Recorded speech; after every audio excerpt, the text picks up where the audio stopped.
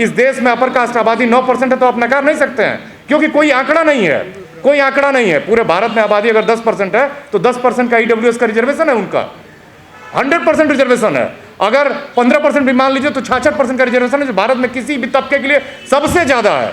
और उस पर भी संसाधनों पर 3 मैंने जो डेमोक्रेसी के पिलर्स हैं उसमें इन्फॉर्मल मीडिया भी है, चाहे वो जुडिशरी हो, चाहे वो कार्यपालिका हो, चाहे वो विधायिका हो। विधायिका में इसी 10% लोगों के 42%, 43% एमपी हैं जो कानून बनाते हैं इस देश का। आप नहीं समझते हो कि इस देश के साथ कुछ गंभीर रूप से गड़बड़ है?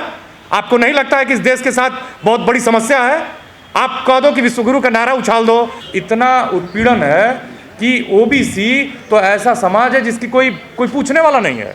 ओबीसी लड़कियों का पीएचडी, साइंस में जाइए आप, किस तरह की साजिशें होती हैं, कितने बच्चे पीएचडी कर रहे हैं। आपको मालूम है पूरे भारत में 1178 इसी के आसपास विश्वविद्यालय हैं, जिसमें 700 से कुछ कम केंद्रीय और राज्य के विश्वविद्यालय हैं। उसमें कितने वाइस चांसलर हुए हैं? आप 10 साल में तो थोड़े मोड़े हुए भी हैं, उससे पीछे चले जाइए, किसकी सरकार थी किसकी नहीं सरकार थी, आप देखिए कितने वाइस चांसलर हुए हैं। क्या ये लोग, अगर ये लोग वाइस चांसलर नहीं बन रहे हैं, प्रोफेसर नहीं बन रहे हैं, तो सीरियसली कुछ गड़बड़ नहीं है? क्या बीमार नहीं है ये देश? 78 साल की आबादी के बाद, जापान का छोटा सा एग्जाम्पल देता हूँ मैं, 12 करोड़ की आबादी है, 5वीं बड़ी इकोनॉमी है। आप 150 करोड़ की आबादी हैं। क्या किया जापान ने? मैं नहीं कह रहा हूँ, मेरे दोस्त हैं जो प्रिंसटन में पढ़ाते हैं, उनकी किताब है, आप डेटा निकाल सकते हैं वहाँ से, और वो साफ बताते हैं कि जापान ने सबसे पहले स्कूल्स खोले, फिर जब सब लिटरेट हो गए तो उसने यूनिवर्सिटीज़ खोली, यूनिवर्सिटीज़ खोल के सबको एम्पावर्ड किया। वहाँ जो एक लेबरर है ना, सिंपल सा, वो 14 साल की ट्रेनिंग करता है, पढ़ाई करता है। हमारे देश में 8 साल तक लोग पढ़ते लिखते हैं, जो मतलब लेबर का काम कर रहे हैं या फिर स्किल्ड लेबर भारत क्लेम करता है। तो आप देखिए कि कितनी बुरी हालत है। हमारे IITs, IIMs, कितना इन्होंने क्या काम किया है। आप कहते हो कि हमारा जीन सर्वश्रेष्ठ है, आपने कितने नोबेल जीते हैं? मैंने अंग्रेजी में आप कह रहे हो कि मेल करो हमको डिसेबिलिटी स्टडीज़ में और हम तुमको पीएचडी कराएंगे। अंग्रेजी के जो डिपार्टमेंट्स हैं इस भारत देश के, उन्होंने कितने नोबेल जीते हैं? गुरुदेव रविंद्र टैगोर ने लास्ट 1913 में जीता था, वो कोई एकेडमिशियन नहीं थे। नोबेल कोई पैरामीटर नहीं है, लेकिन बुकर भी कोई जीत के दिखाया हो तो बताए मुझे, नाम ले ले। पुलित्जर भी दिखाया हो जीत के तो बताए मुझे। मेरा कहने का मतलब ये है कि मेरिट आपके लिए दूसरे पैरामीटर्स हैं, इनके लिए दूसरे पैरामीटर्स हैं, ऐसे थोड़ा ही होता है। आप देखिए 45,000 कॉलेजेस हैं, उसमें 35% गवर्नमेंट कॉलेजेस हैं, 16,000, 18,000। मेरिट सब बोगस कॉन्सेप्ट है, बेकार की बातें करते हैं ये लोग। ये आप जो कॉलेजेस हैं 35% गवर्नमेंट कॉलेजेस हैं, बाकी जो 65% कॉलेजेस हैं उसके 90% मालिक कौन है? वो आप मालूम है, ये जो रेगुलेशन आया उसमें सबसे पहले रील बनाई ब्रजभूषण शरण सिंह ने। रील बना के उन्होंने बताया कि देखिए हमारे घर में ये फलाना जाति का कोई भेदभाव होता है। अगले दिन उसी की जाति पूछते हुए एक वीडियो वायरल हो गई। वो आप जाके पता करिए, उत्तर प्रदेश में देवी पाटन का इलाका ओबीसी बाहुल्य इलाका है। 4-5 जिले, बस्ती, बहराइच, गोंडा, इतने हर मानक में पीछे हैं कि आपकी कल्पना से परे हैं। और वहाँ वो व्यक्ति बहुत बड़ा शिक्षा माफिया। वही नहीं, दिल्ली एनसीआर के इलाकों में भी स्कूल्स का जो ऑपरेशन है वो कौन करता है आप पता करिए। तो ये स्कूल ओबीसी के क्यों नहीं है? आपको मैं बताता हूँ, आपको मैं बता रहा हूँ, पर्सनल अनुभवों से मैं आँख खुली रखता हूँ और देखता हूँ। मैं यूनिवर्सिटी गोल्ड मेडलिस्ट हूँ, कोई चैरिटी का मसला नहीं। मैं जानता हूँ कि मेरिट जो है वो 3 चीज़ों से बनती है, इंटेलिजेंस से, एम्बियंस से और अपॉर्चुनिटी से। अब मैं काला हांडी से आता, नॉन डिस्क्रिमिनेशन से। ट्रू। तो मैं काला हांडी से आता और आरके पुरम वाले डीपीएस से मुझे कम्पीट करना है, बहुत टफ है ये सब बातें आपको बताई जाती हैं जो बताई नहीं। आप ब्लैक्स जिनकी बात करिए, आप अमेरिका में क्या पॉजिटिव डिस्क्रिमिनेशन, अफर्मेटिव एक्शन पूरी दुनिया में चल रहा है, चाहे वो ब्रिटेन हो, चाहे वो इंग्लैंड हो, चाहे वो अमेरिका हो। अमेरिका सुपर पावर कभी होता ही नहीं, चीन भी कभी सुपर पावर नहीं होता अगर वो अपनी डिसेंट्स को एड्रेस नहीं करता। तो अमेरिका में अब देखिए ना, जॉर्ज वाशिंगटन कारवार कौन था जरा पता करिएगा आप। ऐसा साइंटिस्ट जिसने पीनट और एग्रीकल्चर में ऐसी रिवॉल्यूशन ला दी। एक ब्लैक आदमी था जो 15 साल तक एक स्लेव का जीवन उसने जिया। गोल्ड कौन जीतता है अमेरिका के लिए ओलंपिक्स में सबसे ज्यादा? आप पता करिए। मेरिट बेकार की बातें करते हैं लोग। मेरिट ऐसा एक कॉन्सेप्ट है जिसकी आड़ में हर कुकर्म को जस्टिफाई किया जाता है भारत में।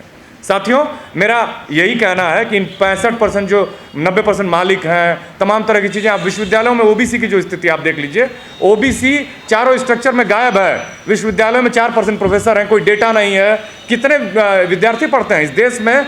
28% खाली हायर एजुकेशन में एनरोलमेंट है। बहुत सारे लोग समझते हैं अपने को कि बहुत इंटेलिजेंट, हम GNU आ गए, हम DU आ गए, हम नौकरी लग गई तो हम बहुत इंटेलिजेंट है। आप 10 लाख लोगों में IAS बन जाते हो।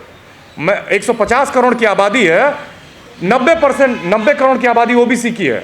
1 करोड़ 62 लोगों का इनरोलमेंट है खाली, बस 1 करोड़ 62 लाख लोगों का इनरोलमेंट है। 62 लाख दलित बच्चों का है। आबादी कितनी है? आदिवासियों की 26 लाख का इनरोलमेंट है बस। अगर ये पढ़ने लग जाए तो 10 करोड़ में जो सिविल सर्विस कंपीट करके आएगा, वो सोचिए कैसा होगा। क्या कंपटीशन है, कैसा कंपटीशन है? जो 12वीं पास कर रहे हैं उसमें खाली 28 लोग हायर एजुकेशन में जा रहे हैं। उस 28 में 10 लोग क्वालिटी इंस्टीट्यूशन में पढ़ रहे हैं, 18 लोग ऐसे ही बस कॉपी लेके घूमते हैं, कॉपी लेके घूमते हैं लिटरली। उनका कोई आउटपुट नहीं है। वो उनको कितनी नौकरियां मिल रही हैं इसका पता करिए आप। ये स्पष्ट है कि चाहे वो जुडिशरी हो, जुडिशरी में लोग कहते हैं कि जाति डिस्क्रिमिनेशन पे क्या काम हुआ, जुडिशरी के भीतर जाति की डाइवर्सिटी पे कितना काम हुआ, ये सबसे बड़ा सवाल है। एक ही जाति के 48% जज हैं अभी भी सुप्रीम कोर्ट में, एक जाति के, और वहां से तमाम तरह की बातें की जा रही हैं, चाहे वो विधायिका हो 10%। अब देखिए, अब रिप्रेजेंटेशन का मसला देख लीजिए कि अब मैं कहूं कि इस देश में अपर कास्ट आबादी 9% है तो आप नकार नहीं सकते हैं, क्योंकि कोई आंकड़ा नहीं है, कोई आंकड़ा नहीं है। पूरे भारत में आबादी अगर 10% है तो 10% का ईडब्ल्यूएस का रिजर्वेशन है उनका, 100% रिजर्वेशन है। अगर 15% भी मान लीजिए तो 66% का रिजर्वेशन है, जो भारत में किसी भी तबके के लिए सबसे ज्यादा है। और उस पर भी संसाधनों पर 3 मैंने जो डेमोक्रेसी के पिलर्स हैं उसमें इन्फॉर्मल मीडिया भी है, चाहे वो जुडिशरी हो, चाहे वो कार्यपालिका हो, चाहे वो विधायिका हो। विधायिका में इसी 10% लोगों के 42%, 43% एमपी हैं जो कानून बनाते हैं इस देश का। आप नहीं समझते हो कि इस देश के साथ कुछ गंभीर रूप से गड़बड़ है? आपको नहीं लगता है कि इस देश के साथ बहुत बड़ी समस्या है? आप कह दो कि विश्वगुरु का नारा उछाल दो, आप कह दो कि अमेरिका से ग्रेट है, आप कह दो कि चाइना को हम पीछे छोड़ देंगे। क्या हकीकत में आप छोड़ पाओगे कभी अगले 100 साल तक?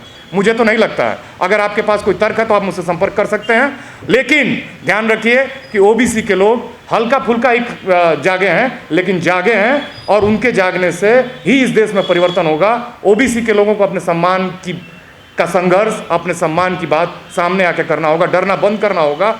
भय, उन्हें डर के आगे ही जीत है। एक्चुअली ये जो विज्ञापन होते हैं बहुत क्रिएटिव होते हैं। डर के आगे आपको आना होगा, लड़ना होगा, और आपकी जीत तय है।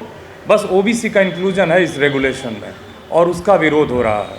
इसलिए विरोध हो रहा है क्योंकि उनको मालूम है कि एससी एसटी को हम लंबे समय तक बिना मजदूरी दिए भी दबा सकते हैं। ओबीसी अगर इनके साथ क्लब हो गया तो समाज बदल जाएगा, हमारा प्रिविलेज खत्म हो जाएगा। ये जो विशेषाधिकार है ये उसका संघर्ष है। अब मैं आंकड़ों के साथ और व्यवहारिक उदाहरण के साथ आपको समझाऊंगा कि ये कैसे काम करता है। अभी 10 दिन पहले मुझे एक लड़के ने फ़ोन किया जो पीएचडी के लिए ट्राई कर रहा था, और वो दोनों आंखों से देख नहीं सकता है, ओबीसी है, और उसने एक विश्वविद्यालय का पीएचडी का एंट्रेंस क्वालिफाई किया है, बनारस हिंदू यूनिवर्सिटी का। और वो पूछ रहा था कि सर मेरी मदद करिए, मुझे सुपरवाइज़र ढूंढना है, क्योंकि वहाँ से मेल आया कि डिसेबिलिटीज़ स्टडीज़ में आप अपना सुपरवाइज़र खोज लीजिए। अब दिक्कत ये है कि वो सबको मेल कर रहा था, सब उसको मना कर रहे थे, सब ये कह रहे थे कि डिसेबिलिटी स्टडीज़ में हमारा कोई काम नहीं है।